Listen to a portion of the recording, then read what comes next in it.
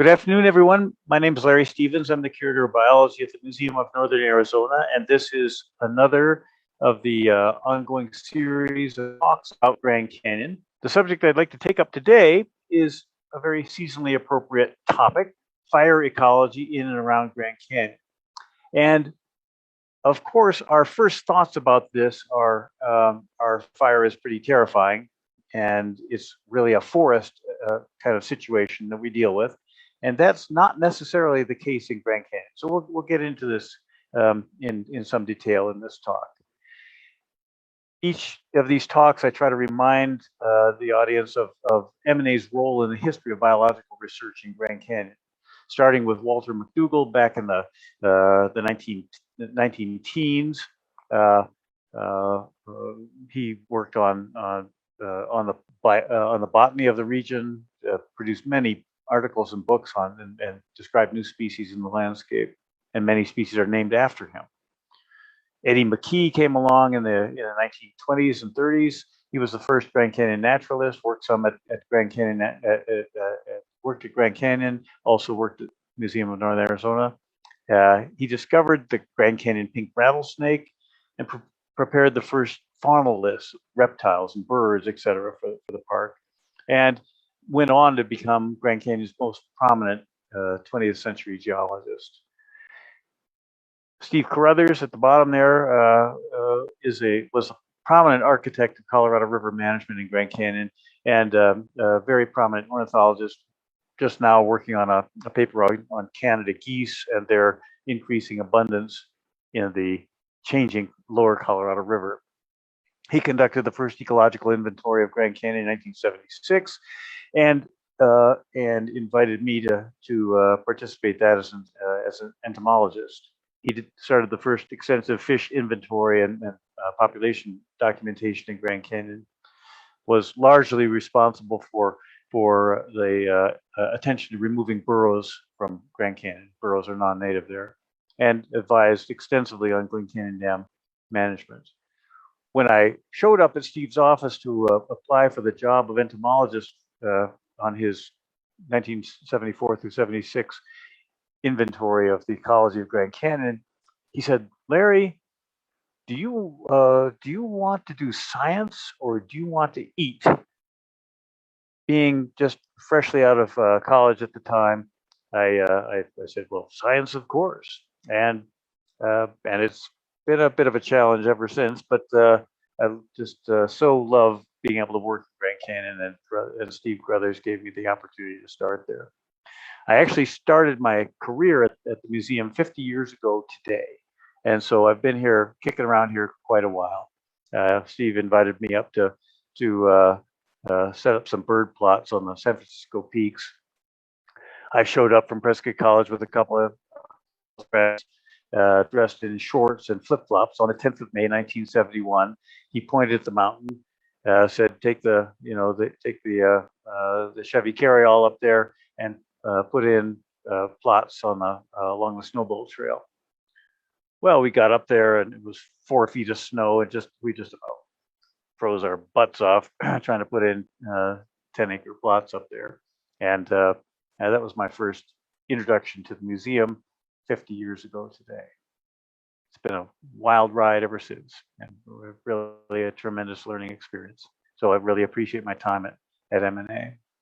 We are talking about Grand Canyon. We're talking about a landscape that is in the middle of the Colorado River Basin, of an incredibly diverse and rich river basin, made up of an upper Colorado River Basin that drains the Colorado Plateau, a lower basin that is the landscape of Grand Canyon, but also of the Basin Range geologic province. And the region in and around Grand Canyon is the topic of the talk today. The Colorado River has a huge drainage area, more than 625,000 square kilometers.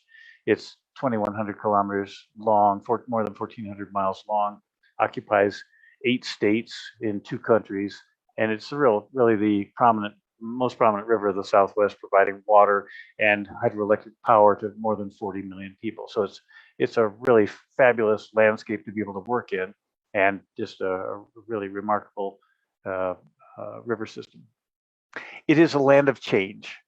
It is a land of change at time scales that range from hourly, of course, or momentary to millennial, and it's just such a remarkable place to work because every natural environment you can imagine, from the deepest seafloor to the highest mountains, has existed in this place we call Grand Canyon.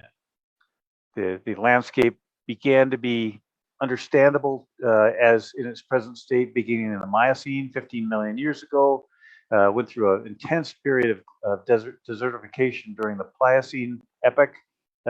This was 3-4 million years ago. The late Pliocene land bridge with South America brought all kinds of faunal and change. Plants like creosote bush coming north, animals like large carnivores going south into South America. Lots of interaction there. And then Pleistocene times, cooler climates and volcanic eruptions brought enormous dams and lakes and very different weather conditions and flora that we have now. During the more recent times, the landscape, especially the last 12,000 years, the landscape has dried out and desertified tremendously.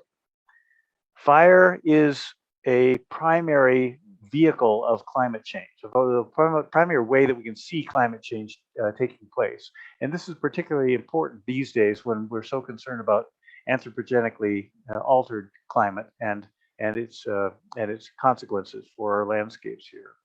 I want to drag you through some of the concepts behind disturbance ecology before we launch into the details of fire in the forest and inside Grand Canyon. And so fire is a disturbance phenomenon. What is an ecological disturbance? It's an environmental event that alters the structure or the demography of a population, one or more populations. Souza in 1984 is kind of seminal paper on disturbance ecology called these killing events, the loss of adult members of a population, setting the stage for changes in those populations and perhaps in the habitat as well. The elements or the components of disturbance have to do with the magnitude, how big the event is, how often it happens, how long it lasts, the duration, and the timing. Seasonal timing matters a lot. Springtime is a very fire-prone time of year for us here in northern Arizona. Ecologists talk about pulse versus press related disturbance events. A pulse event is a single perhaps short duration event that may have a very large impact, but it doesn't substantially change the overall physical regime.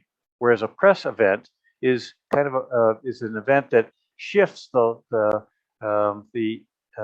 physical components of the ecosystem in a long-term fashion, shifts perhaps the trajectory, the possibility of development for an ecosystem over time. Examples of kinds of disturbance events are flooding events, storms, fire, of course, volcanism, and human alterations. There are many biodiversity and ecosystem consequences to disturbance events. And in a really wonderful but very non-intuitive fashion, we've begun to understand that disturbance events at middle levels of intensity often are most influential in terms of how they influence ecosystem development. So I'm going to again drag you through a little bit of this concept here. Connell, Joseph Connell in 1978 proposed the intermediate disturbance hypothesis based on this very simple graph of species richness, expected species richness across disturbance intensity, however you define disturbance intensity, and magnitude, combinations of magnitude, frequency, duration, and altered timing. At low levels of disturbance, competitive interactions between species shape the biological assemblage. And at high levels of disturbance, the disturbance itself wipes out species and populations and causes the expected species relationship to this number of species to decrease. So therefore, at middle levels of disturbance is where you have the maximum expected number of species. biological diversity maximized at intermediate levels of disturbance intensity. So we call this the intermediate disturbance hypothesis. However, I've kind of looked at this in forests and coral reefs, very tropical forests. Looked at this in very productive landscapes. So there's this other element of the story, which is productivity. Productivity is basically how light, coupled with CO2 and water, increases plant carbon and releases releases oxygen. So disturbance is the grams of carbon produced per meter square per year. It's the rate of production of carbon based on photosynthesis. So productivity is a fairly simple concept to explain like this. Of course, the processes involved through photosynthesis are enormously complicated. Productivity can be extended to animal life as well. So plants are primary producers. Animals are primary consumers to higher trophic levels there.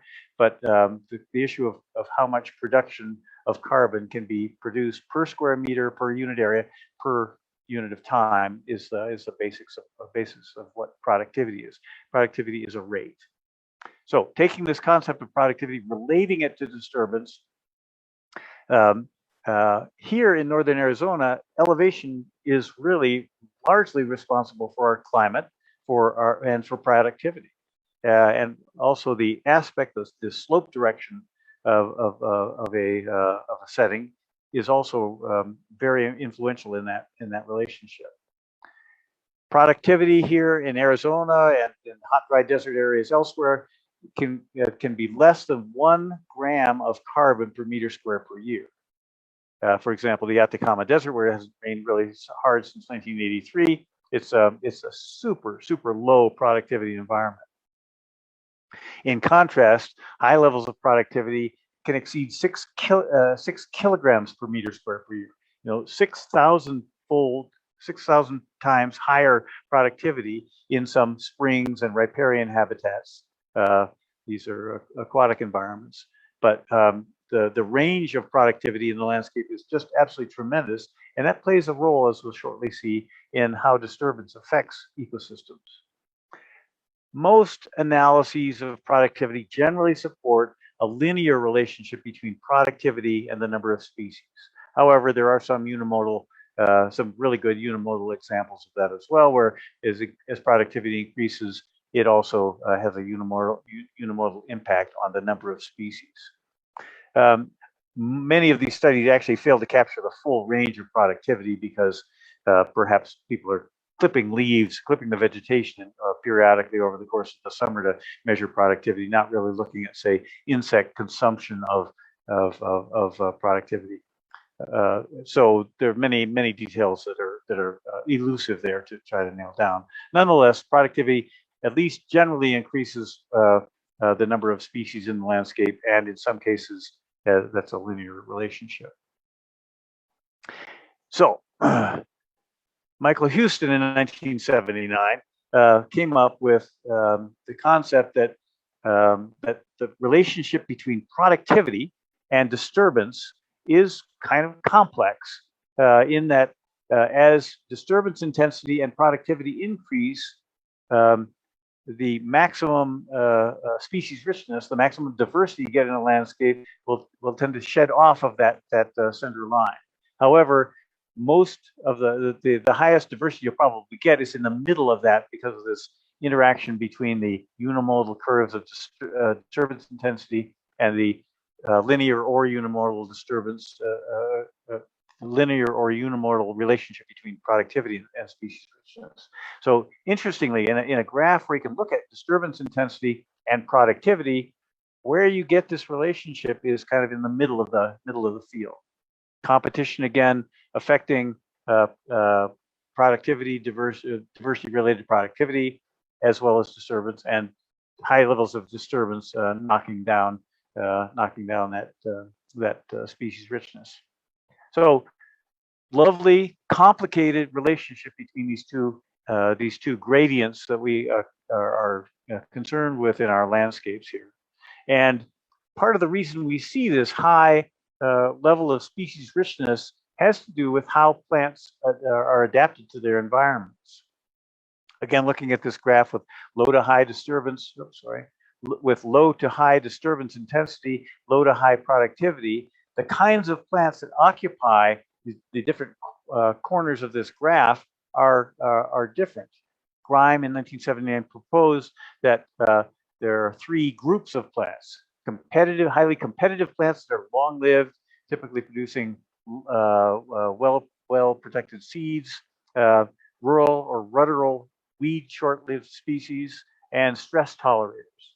Well, in situations with low productivity, you're going to get stress tolerators. These are desert environments with, cacti and species that really have a great tolerance for very stressful environments. Whereas at high levels of productivity, probably the species that are going to dominate are those that are most able to take over the landscape, the competitive species. And in between, you get both. At high levels of disturbance, you can't get anything because this disturbance wipes everything out. But you tend to get rudderal species at middle and upper levels of productivity. Why you get the most species in the middle of these strange gradient graphs is because you have all the species, all species come together in the central area of intermediate disturbance and intermediate productivity. You get competitors, you get rudderal weed species, and you get some highly tolerant species. So our plant species richness tends to be highest in the middle portions of these this dual gradient landscape. Okay, so why is that important? Ecosystems are based on kind of the plant structure and the habitats that they provide. So therefore, not only is it plants that also are maximized in this graph, but also the species that rely on plants, the birds nesting in that require diverse habitats or diverse food sources from insects coming from different sources of plants, for example. So what the graph points at is habitat diversity also is maximized in these disturbance and productivity gradients. This is the way that ecologists come to look at fire ecology from these multiple standpoints that have to do with not just the fire itself as a disturbance event, but how that disturbance occurs in space and time and in relation to the landscape in which it exists. Okay, so let's get to fire finally. Fire is clearly a strong disturbance event in our fire-prone ponderosa pine forest here, but it differs from other kinds of ecological disturbances like flooding and storms and whatnot. And part of that difference is that fires, if you reduce the frequency of fire, eventually you get an increased intensity of fire. Intensity meaning probably hotter burning, longer burning, larger area burned, etc. Perhaps coming at a different time of year. These are all elements of climate change that we're quite concerned with.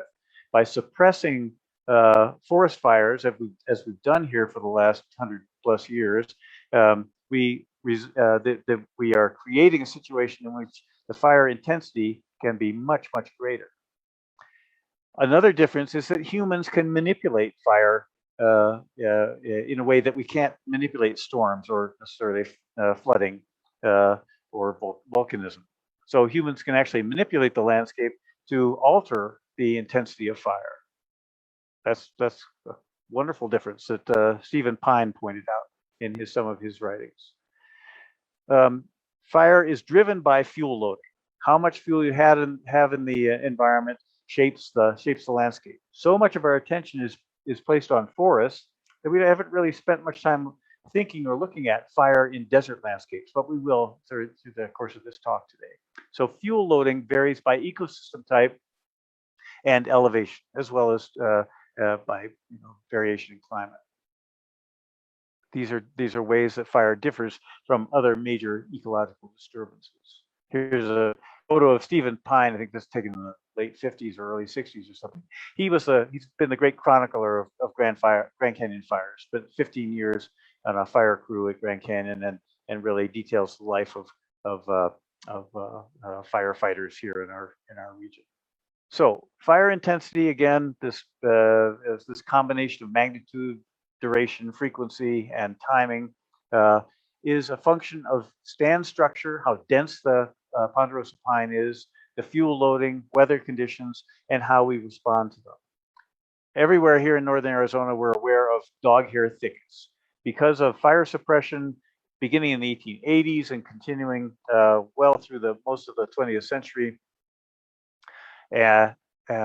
we have a situation in which young ponderosa pine have sprung up all across the landscape, but there hasn't been any disturbance events to sweep them out as there were in prehistoric time. Wally Covington and his work at the Ecosystem Restoration Institute at Northern Arizona University, he and his colleagues, Wally spent his entire life studying the fire frequency in Northern Arizona, finding that fire frequency in the Flagstaff area was sometimes as frequent as every 1.75 years. Fire would sweep across some portion of a portion of the landscape there. Wally studied this by coring trees, looking at fire rings, and trying to understand frequency in older trees. He also was very influential in helping the Forest Service develop a better strategy for dealing with fire. Many of our dog hair thickets in Flagstaff date to 1919. It was a massed year for seed production in ponderosa pine, and many of our trees, even very small ponderosa pine in these dog hair thickets, date back to that time frame. The stands are so dense that the trees have not been able to grow up. Fire suppression was also coupled with grazing, which stripped out the understory, meaning that was more difficult for fire to carry across the landscape. One of the key findings that Wally discovered was that the prehistoric landscape here in northern Arizona was actually quite open. Copses of ponderosa pine of different ages occupying kind of stands within large open areas was the norm. So based on that, he's been able to advise the Forest Service about how to manage the forest better. Our human interventions now, of course, are being able to spot fires and treat them before they can escape control. Sometimes this is, in many cases, this can be very successful.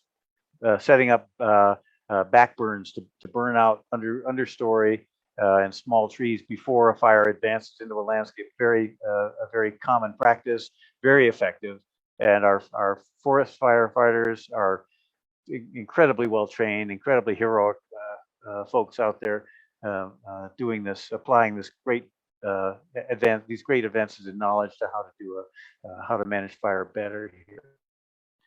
However, sometimes fire gets out of control, and what we're seeing in the modern climate change scenario, with dog hair thickets still in place, are wildfires that really are quite devastating. Enormous fires. The Rodeo Cheddar Sky fire, the fires in California last year, the Mangum fire on the North Rim burned 75,000 acres. So these are enormous events now that have been precipitated by previous misconceptions about how to manage fire and not having enough boots on the ground to manage our forests in the correct way. In Grand Canyon, the number of acres burned. This is some data from the Park Service from the 1960s through the 1970s. Fire suppression was still being practiced quite actively. Began to dissipate in the 1980s, and we finally kind of got over it in the 1990s. Fire suppression, to the extent possible, we have fires that we now let them burn where that's practicable and not endangering folks. Using fire to control forests has become a much more common practice in recent decades. So there's a very interesting advance in knowledge and how it applies to management actions. So the ways we can treat forests to prevent catastrophic wildfire: thinning, control burning, really prioritizing planning based on fuel conditions, etc. So these are steps the Forest Service and the many volunteers and firefighting units take really seriously. And again, Wally Covington at NAU was a real lead promoter in managing our forests more sustainably for the future. Okay, so that's fire on the rim, where we think about the burning of ponderosa pine. What we haven't spent time thinking about too much are fire in desert ecosystems, which is a very different story and very poorly studied, as it turns out. Very limited information about how, say, Native Americans might have actually intentionally burned landscapes to drive game to support themselves in prehistoric times. Peter Weisberg and his student Ms. Sunderman did a study of burn severity in ash meadows out in the desert of southern Nevada. This is a landscape where the landscape that has about 60 different springs. We're doing some work through the Springs Institute at the Museum of Northern Arizona on that landscape to try to get a better handle on the distribution of springs and spring-related habitat there. But the landscape consists of riparian forests and mesquite bosque, alkali and desert scrub, dune environments, wetland emergent vegetation, and grasslands. And looking at the severity of Peter and his student looked at the severity of burn over time, finding that burn severity varied by these ecosystem types. And particularly riparian forests, these are ash forests out there, and mesquite forests, and oddly, wetlands are places where fire intensity is pretty high severity. And riparian and wetlands are the places where you have the most burns in the landscape. Wow, this is very, very different than a forest situation, than an upland Colorado Plateau forest situation. The wetlands are what carry the fires in these landscapes, in the riparian areas. In looking at this here in Grand Canyon, Sarah Birch and Abe Springer have just completed. Sarah just completed her thesis on a burn that took place at Cottonwood Spring in central Grand Canyon off the South Rim. This is on the tunnel platform. It's not a huge fire, moderate-sized fire, but we had the opportunity to go in and actually look at the severity of the burn and how the ecosystem responded, both physically and biologically. And Sarah did just a fabulous job of putting this story together. And she and Abe and I are in the process of publishing the results of this. So Cottonwood Creek is a drainage. If you haven't been there, it's off the off the west side of Horseshoe Mesa. It's a natural drainage. Quite a few springs in the landscape there. A row of cottonwoods that gives us its name stretches down to the edge of the tunnel platform before the stream spills off into the schist and then down into the Colorado River. The burn severity was remarkably high there. This is a spring that followed the pattern that Peter Weisberg and his students found out in Ash Meadows. The fire burned the riparian area very intensively, burned the wetland vegetation that had dried out by October. This took place in October of 2019. So the burn was the burn followed the riparian zone, followed the wetland vegetation, and scorched the earth, removing pretty much all the soils there. So what we've learned in the subsequent year and a half since this fire took place is that some species of plants in this riparian zone are very, very poorly adapted to fire. Cottonwoods that are older than 25 years or so do not resprout after fire. So those are kills. And that's interesting to learn about, because so many other species in the landscape, more than 20 other common riparian species in this landscape do resprout after fire, so they can regrow. one of the bugaboos in the fire story in desert landscapes, and to some extent in these upland forests, is the invasion of the landscape by non-native weed species in the desert environment here, particularly non-native bromous grasses. And so the fire itself is it's an example of a pulse event.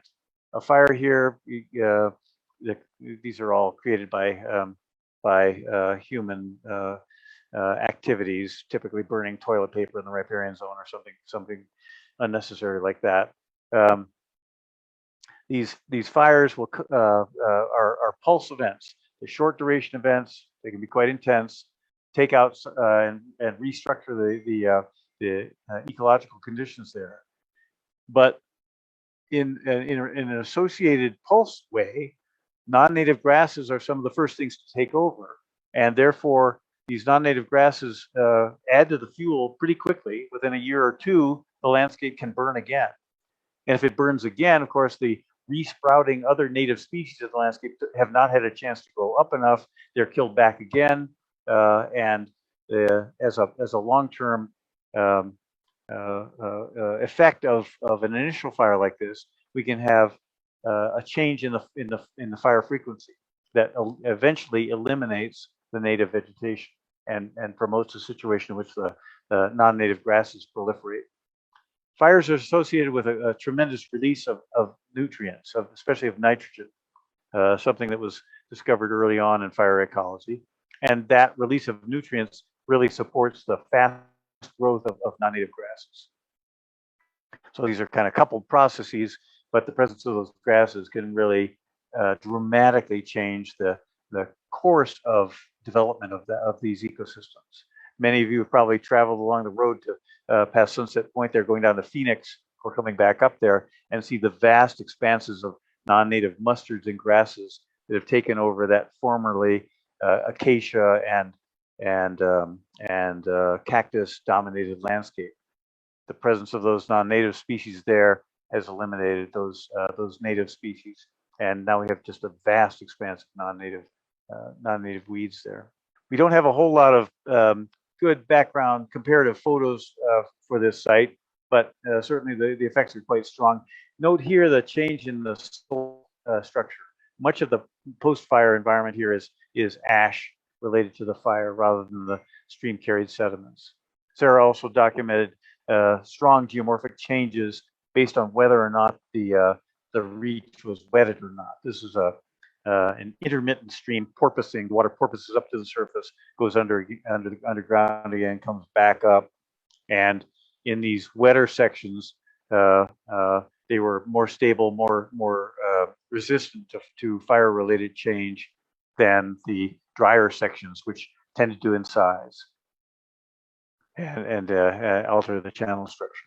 And she pulled together great weather data for Cottonwood Creek and the flows of the data. We've gauged the sites for the past 20 years or so. And so we can actually look at the pulsing events or flood events that are coming through. The fire came through, and our next expectation, as we saw from the museum fire last 2 years ago at the here in Flagstaff, there's a great concern about debris flows and flooding following the fire because there's no vegetation left to hold the soils in place. We're expecting to see this at Cottonwood Creek as well, and so we're monitoring to look at that and trying to keep the stream flow gauge going so we'll know what kind of events we're looking at there. So Sarah's findings were that we have really rapid regrowth of clonal riparian vegetation in wet channels in the system, but much less regrowth, in fact, very little, if any, in some of the dry channel segments. And those dry channel segments are becoming more incised. We anticipate that when we get a good monsoon or the next heavy winter precipitation events, we're probably going to see debris flows and other geomorphic and biological responses in the system. Again, the changes related to fire in these desert systems are quite a bit different than those that are going on in the forest. And that's something we can actually see by looking at the role of fire across elevation in Grand Canyon. So I direct the Spring Stewardship Institute at M&A, and so I'm interested in springs as regeneration sites in burned landscapes. Springs are widely distributed across the landscape. Unlike riparian zones that are connected, these are often kind of micro points in the landscape that have a big influence on the surrounding landscape. So I'm concerned about what fire does to springs. Cottonwood Spring, very interesting place to look at for that, and we're beginning to develop hypotheses about how fire will affect springs in burned landscapes. These are some of our hypotheses to date, that the discharge of the spring will likely increase with the loss of vegetation and increased infiltration. Now, this doesn't happen locally. This happens kind of regionally, and we're testing this across the Mogollon Rim by looking at equal numbers of treated and untreated springs in forest landscapes. We're expecting to see that as forests are treated better, or as fire moves through, that we'll see more infiltration and therefore greater flow out of the springs, like Hawksworth and others, and Ape Springer, and quite a few of us are involved in these projects. Second hypothesis we have is that the source of the spring may shift upstream and upslope because of an increased groundwater table. We already see this at a spring called Burrow Spring in Grand Canyon. The source actually shifts up to 20 meters based on wintertime versus summertime conditions. And so we're expecting to see this in some of the springs that are burned. We do, of course, expect to see increased incision of the Springbrook Channel. And that's because springs are often equilibrium environments, but by disturbing them, stripping out the vegetation, and where you have stream flow coming through, incision should take place there. So there may be a long-term pulse-related change in the structure of the ecosystem based on a fire. The Springbrook length may increase, and so you think about the vegetation being removed from a spring-fed stream. The spring water may not be absorbed by the vegetation transpiration. The Springbrook may increase in length, and it may be more habitat available for aquatic organisms. However, even though some things may survive in the spring source, some snails, for example, actually live back in the sources. Fast-moving fire through a spring environment, if they're in the source, they might be protected. But critters living in the Springbrook itself may not fare so well because of the ash and other changes that fire brings to the stream. We expect to see increased survival and regeneration of native plants and animals in the fire in the burned spring area, because the spring should reduce the intensity of the fire there. So there may be greater survival of plants, more opportunity for germination of plants, of seeds within the seed bank in those systems to move forward. However, of course, there are non-natives in the picture as well. One thing we saw in a study of fire in the rim fire perimeter to the west of Yosemite National Park in California was that non-native weeds really proliferate after a fire, especially in spring habitats. So springs may serve as a dispersal source for non-native weeds. We also see and expect to see and have seen great increases in ungulate and other mammalian herbivory at springs after a fire. The only green patches in the landscape are around the springs, and those are really hot spots for ungulates to focus in on. Because of that, then springs, the ecological function of springs might change, increasing the ambush function at springs. In other words, it may be that large predators may focus more attention on springs than they do in unburned landscapes. And we've actually seen this in quite a few different burned settings on the Mogollon Rim, over in Apache Thickgraves National Forest, in California, and elsewhere, where we encounter burned springs. It's almost inevitable that we see this guy, American black bear, and have found, bear-killed deer and elk right on the fire. So this ambush function is a very interesting phenomenon to look at, and it hasn't been researched much yet, but we hope to get some more time in on it. All right, I hope this has been informative. We talked about fire as an ecological disturbance event.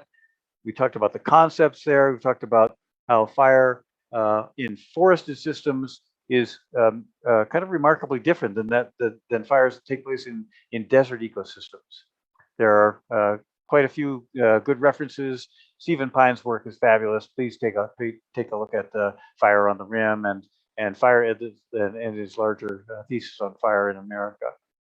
Many other great sources of information to look at with this. Fire is such a big deal here in Flagstaff, and we want to manage our forests better. We encourage landowners to thin their properties and really take care of the forest lands so that we don't have fires that run out of control here.